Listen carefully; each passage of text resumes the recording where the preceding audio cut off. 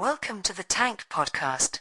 In this week's episode, Micha Frazer-Carroll speaks about her new book Mad World, published by Pluto Press, an inquiry into the political causes of Britain's mental health epidemic. This recording was taken from a conversation hosted by Pluto in the Tank reading rooms.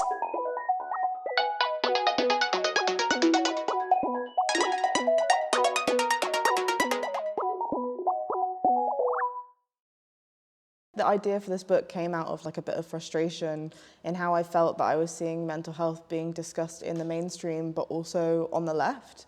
I felt like there was a lot of discussion that kind of centered around mental health as this personal, individual, often kind of biological, this narrative of like it's a chemical imbalance kind of thing. And while these kinds of explanations, I feel like they do make sense for some people, simultaneously, I think we can't begin and end at this idea that it's just something that operates on an individual level. And so I kind of wanted to break down this artificial kind of barrier that we have between the things that we call, mental health versus mental illness, madness versus sanity, to actually draw out all the ways that the world that we live in produces suffering, right? So looking at systems like capitalism, white supremacy, homophobia, transphobia, sexism, looking at how all of these things actually impact on who suffers, the extent to which they suffer, and also how their suffering is treated. And so I felt that while many of us, when we experience mental distress, we experience crisis, it can feel extremely isolating. You can get very, very deep in it. On an individual level, I wanted to make a case for why we should connect up our struggles and not only look at kind of our symptoms, the way that our distress manifests, but also look kind of to the root. What are the root causes of our struggles, which I argue, they can't be disentangled from the social world that we live in. But that's also like quite a difficult task, isn't it, when so many of us are in distress and are suffering. But that's kind of the goal of the book. So basically before capitalism, there was a system called feudalism, which is what you were kind of like, had to work on a specific plot of land and you were like beholden to like feudal lords. So it's kind of like before we had this system where people went into factories to earn a wage, to work for profit for their boss. And I argue feudalism obviously was not a better system necessarily than the one that we have now. However, I'm not a big history fan, but I felt that it was really important if we want to understand how have we constructed this thing that we call mental illness, like where did it come from? We need to look to history. And I found that when you do look at history, you find that actually the thing that we call mental illness or call madness has actually been very unstable across time. There have been many periods in history where things that we now consider to be sanity were actually considered to be madness, and kind of vice versa as well. And I look at specifically when the capitalist economic system began to emerge, when people began to be pushed into factories to kind of earn a wage and had to labor to essentially survive. And before this, people had kind of labored in their households. There was a more kind of domestic system of laboring.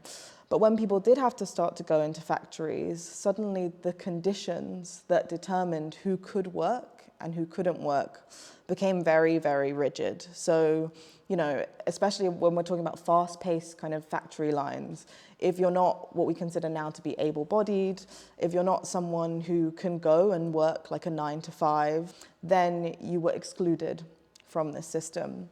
And this is when you find that kind of during this era, lots of people that would now be considered mentally ill were excluded from the system, and they also couldn't be cared for in the home anymore because their relatives were also being sent into factories. And during this period, you see this big kind of expansion in this system, which was called the asylum system, which is kind of, if you've seen kind of horror films and gothic novels and things like this idea of lunatic asylums, lots and lots of people were sent en masse into this system.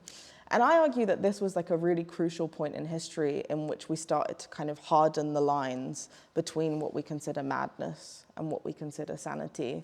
But you also see lots of people being sent to asylums for really arbitrary reasons. So, for example, women were very commonly sent there, if they were seen to be kind of unruly women, the wrong kinds of women, women who weren't kind of agreeing with their husbands, things like this. There are records where you've got people admitted to asylums for things, reasons like politics, novel reading, hatred of spouse, things like this, which again, you can look back and say, okay, this is like clearly not mental illness, this is ludicrous. But actually I argue that I think this shows us the extent to which what we consider to be mad behavior is often wrapped up in the expectations of citizens in our society. And I basically argue that this extends to today. There are many people who have experiences that they might not consider to be illness, but they're not seen as profitable. There are so many different reasons that might lead people to experience distress. Take the example of depression. You could ask 5 different depressed people, like, what is the cause of your depression? And one person might tell you about poverty or their working conditions. Someone might tell you about an abusive relationship. Someone might talk about sexism. There are so many different potential reasons.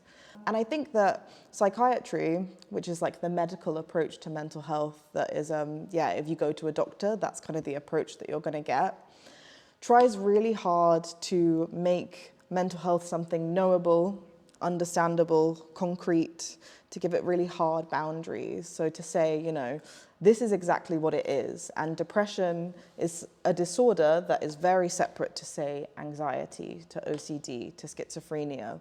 And it's very kind of hinges on this idea of categories.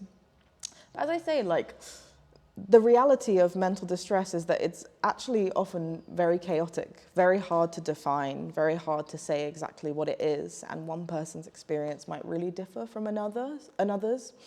And some of us can't say why, this is the reason why this has happened.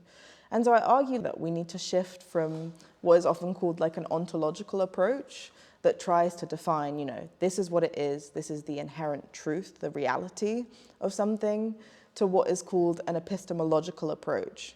So this kind of approach accepts there are multiple types of knowledge. There are many different forms of mental health knowledge, and all can kind of coexist at once. And I prefer that approach because I think that it doesn't try to kind of forcibly dominate and control knowledge.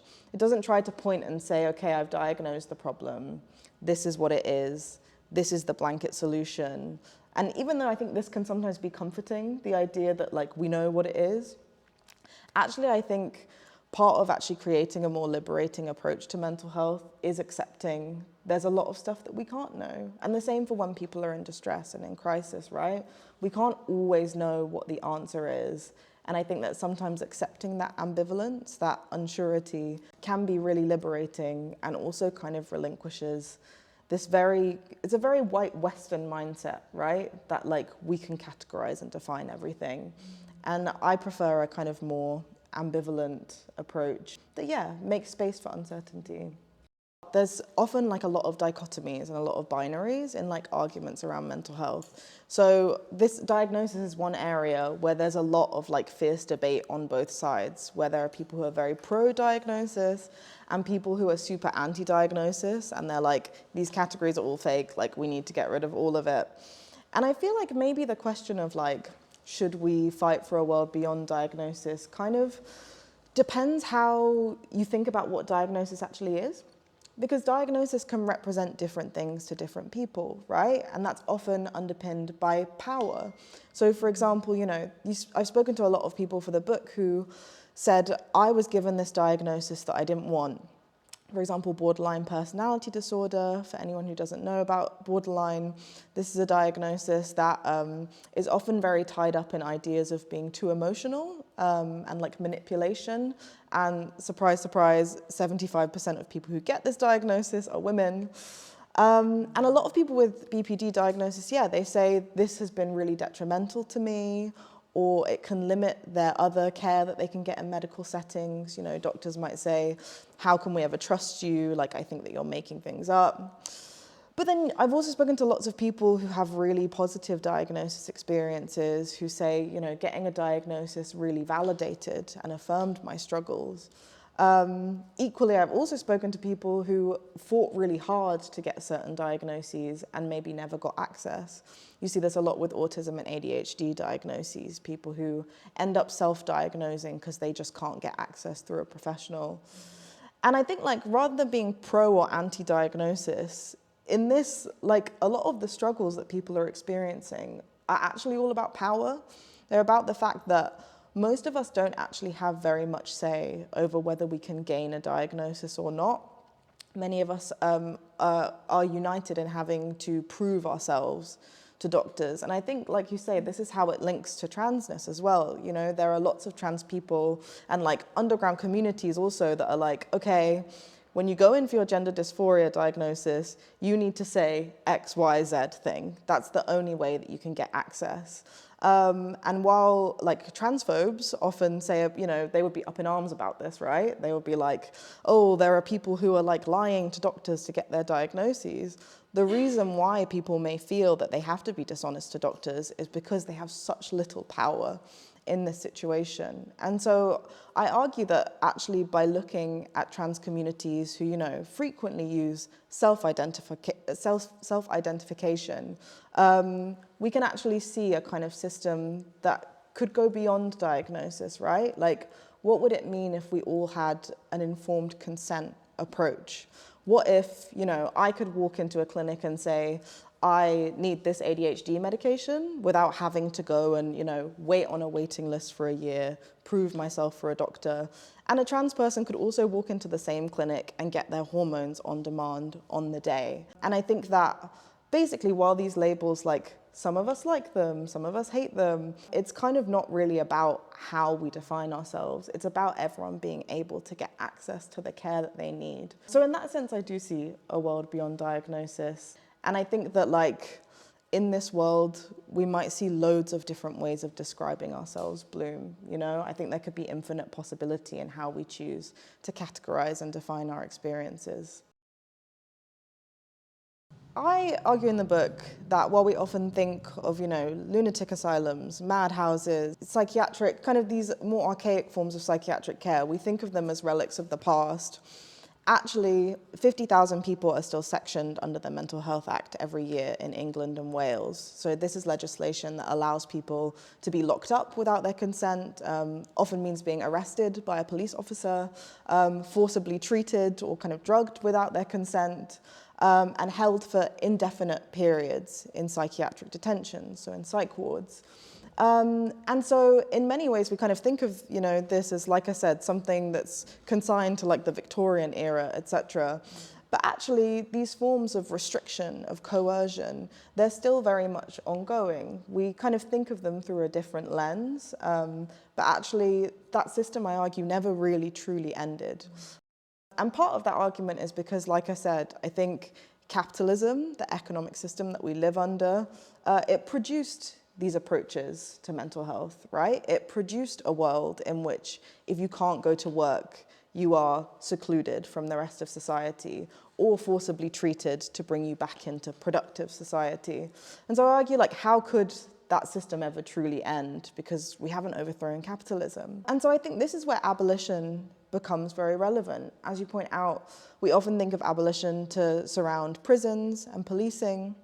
But also, I mean, I think it's interesting, abolition originally, like, kind of before prisons and policing, we would think about slavery, right? The abolition of the slave trade. And lots of black radicals actually argued that the form of abolition that took place when the slave trade was abolished was not full abolition, because black people were in some ways emancipated, liberated from slavery, but they were never given reparations.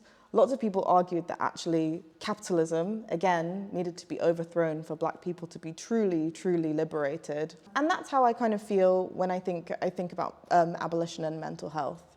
I think that abolition doesn't just mean kind of getting rid of institutions. And I think this is really important to hold when we talk about mental health, because sometimes the idea of kind of getting rid of services, like taking things away, is really scary because lots of us, we don't have anything else. But I think of abolition as being not Yeah, it's about not just getting rid of institutions, it's about revolutionizing the society that produced these institutions. And I think for anyone who doesn't know about transformative justice, temperature check, who knows about transformative justice in the room? Okay, the left half of the room for some reason. So I think that if we look at prison abolitionists, for example, Angela Davis, Mariam Kaba, there are lots of kind of black women radicals working in this area. They talk about this concept called transformative justice, which is that we can't just look at the site of harm. We have to look at what are the conditions that produced harm. So like one good example that's often used is like if someone steals something, why punish the person for stealing? Why don't we look at why does this person need to steal? Do they live in poverty? Are they houseless? Do they not have a job? Have they been harmed in some other way? What is the root cause? And I like this transformative justice approach when we think about mental health as well, because I think so often we say, when someone's in really acute crisis, what other option do we have? And this comes up a lot with detention, right? If someone's going to harm themselves or someone else, we have no other option than these kind of violent and punishing approaches. But actually, I think we need to look at the root. There are, 1 million people on a mental health waiting list in the UK right now. What if those people were seen to earlier? What if people were seen to at kind of the first sign of distress? There are so many people who wait for so long that it's when they're in crisis point that they are then seen to. And so, yeah, I see that as kind of the transformative justice approach to mental health, is creating a world where far fewer people suffer in the first place. And I think that will be crucial to abolishing kind of these much more violent approaches to madness or mental illness. I talk in the book about lots of different approaches, alternatives to the current approaches that we have. So, there's like depathological approaches. For example, I look at a movement called Mad Pride, which is made up of people who say, actually, I'm mad, and like, much like gay pride, that's just a part of my identity. Like, I'm happy with it. I want to come together with others and celebrate that as either a positive or just a neutral part of just like who I am. There are other kind of, services, for example, crisis houses, which will, they won't detain anyone forcibly, they won't forcibly treat people, but they make kind of residential spaces, which are often integrated just on normal kind of residential streets. And they say, if you want to come and stay overnight, stay for a week, like, that's your choice. I look at a town in the northeast of Italy called Trieste that has a similar system. They call it no locked doors, which means no one's locked in, but crucially, no one's locked out. So rather than sitting on a waiting list, if you want to walk in and get support, get therapy, 24/7, you can come and receive that. And so I think, there are various different approaches like this. Oh, one more I'll name is the Hearing Voices Network. I think to me, this was like a real mind-blowing moment when I learned about them. They take an approach to what's usually called psychosis, so kind of seeing or hearing things that others don't. And they try to, rather than saying this is a symptom that has to be eliminated, they try to take kind of a more nuanced approach that asks, okay, if you're hearing a voice, what is the voice saying? Let's look at the content. Let's delve in, again, personally to you. What does that mean? For a lot of people, it might be that their voices are saying something distressing or telling them to harm themselves. And they try to take this approach that sees voices as something that it's possible to live with as well, if that's what you want. So, there are some people who say, I actually like having voices. It's not hurting anyone, it doesn't hurt me, it's just a part of me. So yeah, I look at all of these kinds of different alternatives, and I think they're really important. I also think that decolonial approaches, so looking at different cultures and saying, actually, what does madness mean in this context? I'm Caribbean, and in lots of African and Caribbean cultures, there are spiritual interpretations, again, of things like hearing voices. Some people feel that it kind of actually means that you're more connected with God, with spirituality. But I also think that when we think about the future of mental health, we have to actually think way bigger than the things that we think of as mental health or mental health care. I argue again, there's no hard line between mental illness and mental health. Actually, when we look at most of our movements, the anti-racist movement, feminist movements, what unites them is that we're all talking about suffering, right? We're trying to create a world where fewer people suffer.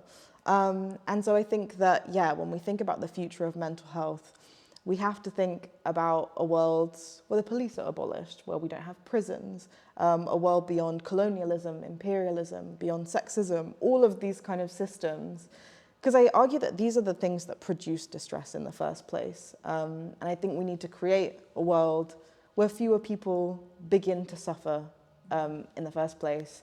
And so, yeah, that's a very big vision. And it goes kind of, yeah, it's very big. But like I say, I think it concerns all of us, whether we consider ourselves to be kind of mentally ill or not.